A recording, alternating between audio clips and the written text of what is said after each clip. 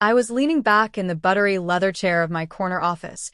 The skyline of New York stretched out like a painting beyond the glass. The hum of the city was faint up here, muted by height and success.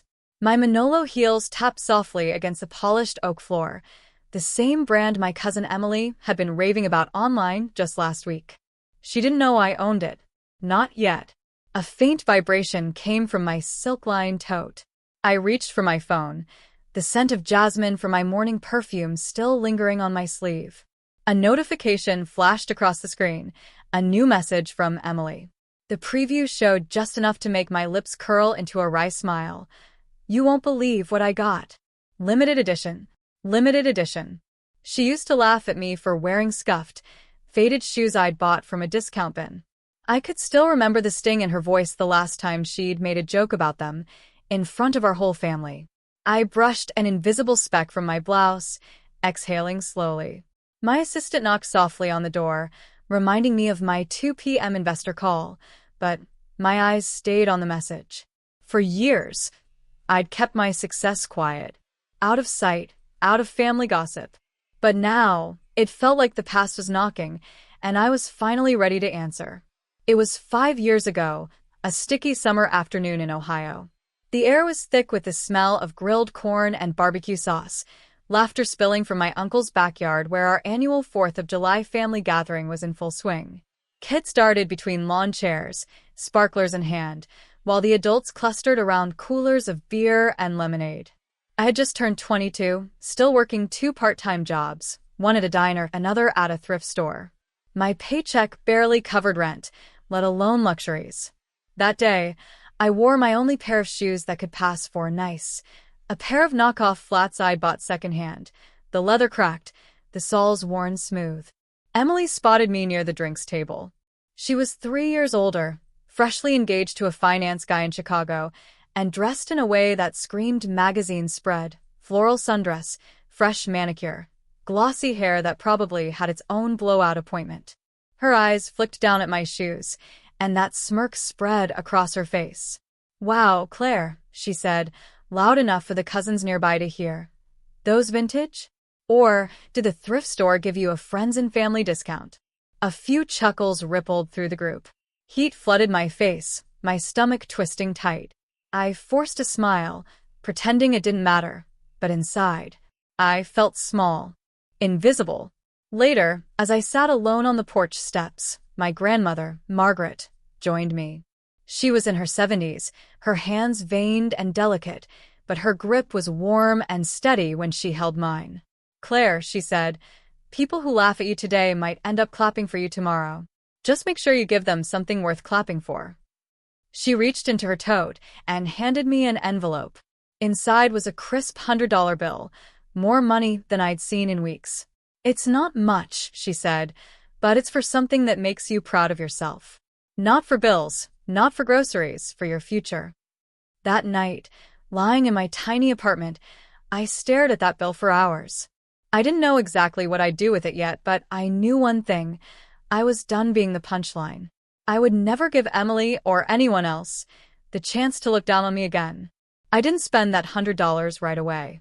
For weeks, I kept it tucked inside a notebook where I scribbled every idea that came to me, late at night after diner shifts, during bus rides, even on my breaks at the thrift store. Most of them were half-baked: opening a cafe, starting a dog-walking business, selling handmade candles. But one idea kept tugging at me: shoes. Working at the thrift store, I handled hundreds of pairs, from cheap sneakers to barely worn designer heels. I studied them, noticed the stitching, the weight, the way certain brands felt better in your hands. I started learning everything I could about the industry: materials, manufacturing, marketing.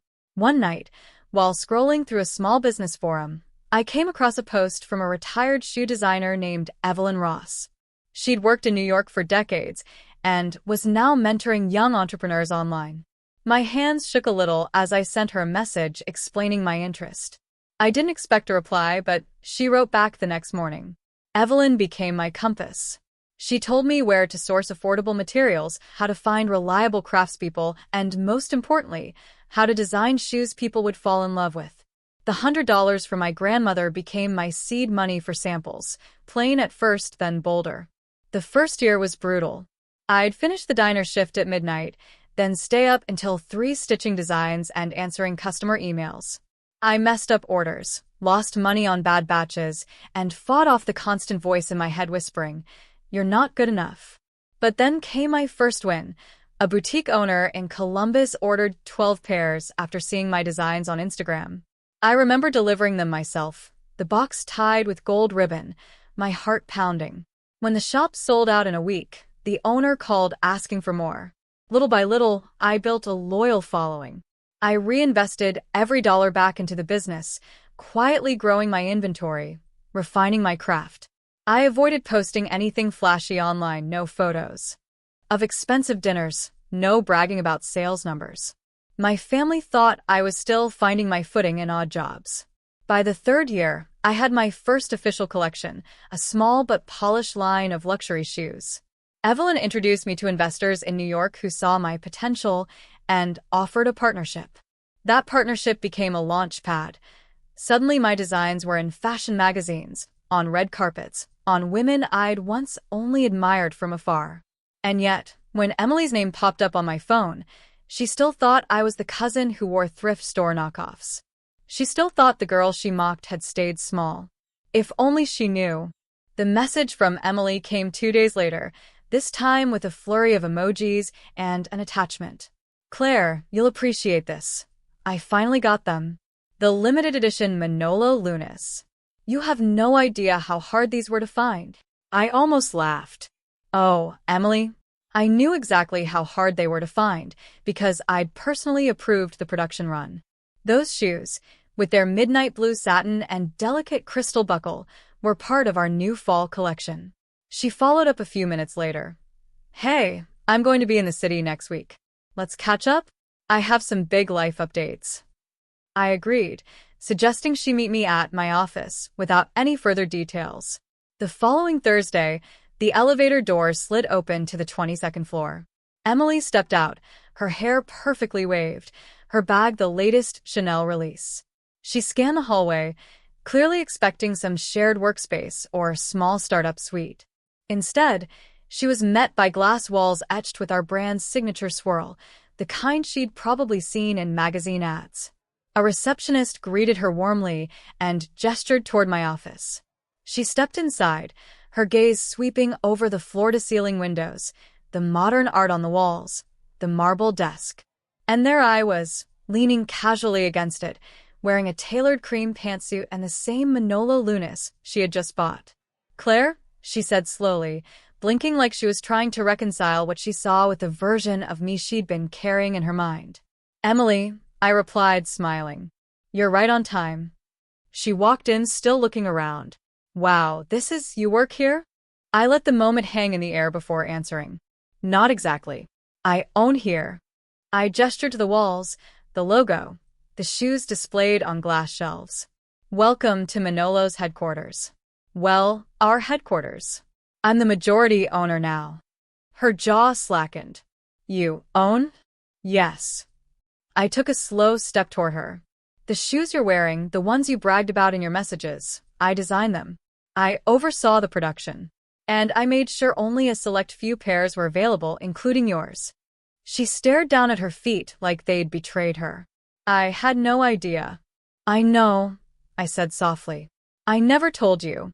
I never told anyone in the family. I didn't need their opinions. Or their approval." For a moment, the only sound was the faint ticking of the clock on my desk. She looked back at me, her expression a mix of awe and discomfort. "Claire, she began, but I raised a hand gently. "Don't apologize yet. I'm not here to humiliate you. But I do want you to understand something. The girl you mocked at that barbecue? She took that moment and used it as fuel. And now, you're standing in her office, wearing her shoes." Her eyes softened. "I guess I underestimated you." I smiled, but it wasn't smug, it was steady. "A lot of people did." The intercom buzzed, and my assistant's voice floated in. "Your 3 p.m. is here, Ms. Bennett." I nodded toward the door. "I have a meeting, but we'll talk. I think there's something we can work out if you're willing to listen."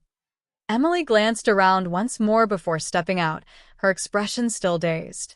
And for the first time in years, I felt the balance between a shift entirely into my hands. Emily didn't wait long to reach out again.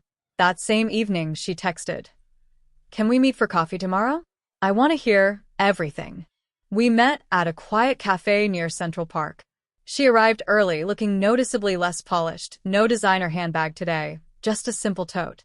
Maybe it was my imagination, but there was a trace of humility in her posture. "Claire," she began, as soon as I sat down, "I owe you an apology. I was awful to you back then. I thought I was being funny, but I was just mean." I stirred my coffee slowly, letting her words hang. "You were cruel," I corrected gently. "And it wasn't just the shoes. It was the way you made me feel like I didn't belong, like my worth was tied to what I could afford." Her shoulders dropped. "I know, and I hate that I did that." She took a deep breath. "I'm between jobs right now, and honestly, I could use some guidance. I've been thinking about starting something of my own, but I don't even know where to begin. I was hoping maybe you could mentor me." I looked at her for a long moment. I had the upper hand now, and I knew it. But this wasn't about revenge. It was about boundaries. "I'll help you," I said finally, but only under certain conditions. She leaned forward. "Anything?" "First," I said, "you have to work. No shortcuts, no expecting handouts because we're family. You'll start in one of our retail stores, on the floor, dealing with customers, learning what real hustle feels like." Her eyes widened slightly, but she nodded. "Second," I continued, "you're going to volunteer. Pick a cause that matters, something that helps people who can't afford the luxuries you take for granted. Spend at least 10 hours a month there." Her mouth opened, then closed again. She nodded again, more slowly this time. "And third," I let the pause stretch, watching her, "you drop the attitude. No more judging people by what they wear, what they drive, or how much they earn. You treat everyone with respect, or this ends." She swallowed hard. "Okay, I can do that." I sipped my coffee, the rich bitterness grounding me. "Emily, I'm not trying to make you pay for the past. But if I'm going to invest my time in you, I need to know you're serious about changing. These conditions aren't negotiable." She nodded once more, this time with a flicker of something new in her eyes. Not just humility, but determination. "I'll do it." For the first time since we were kids, I believed her. 3 months later, I walked into one of our flagship stores on Fifth Avenue. It was a crisp autumn morning, the kind that made the city feel sharper, brighter. The scent of leather and polished wood greeted me as I stepped inside. Near the register, Emily was kneeling beside a customer, helping her try on a pair of heels. Her hair was pulled back in a simple bun, no flashy accessories, just the store's black uniform and a genuine smile. When she noticed me, she excused herself and walked over. "Hey," she said, her tone softer than I'd ever heard it. "We just hit our sales goal for the month." I smiled. "That's great. And the volunteer work?" She nodded. "I've been working at a women's shelter on weekends." You were right, it changes the way you see people. There was no trace of the girl who once measured worth by labels. This Emily looked people in the eye, listened, and worked hard. It wasn't perfection, but it was real progress. That night, back in my apartment, I opened the cedar box on my bookshelf. Inside were the old cracked flats from all those years ago, the same pair she had mocked. The leather was still worn, the soles still thin. But to me, they were priceless. I held them for a moment, remembering my grandmother's words. People who laugh at you today might end up clapping for you tomorrow. She'd been right. Emily had clapped for me, not out of obligation, but out of genuine pride. I placed the shoes back in a box, closed the lid, and felt the quiet satisfaction settle in my chest. I had built something that no one could take away from me, not approval, not status, not even family opinion. And as I looked out over the city lights, my final thought was simple, steady, and certain. I may have once worn shoes they laughed at, but now they walk in the ones I built.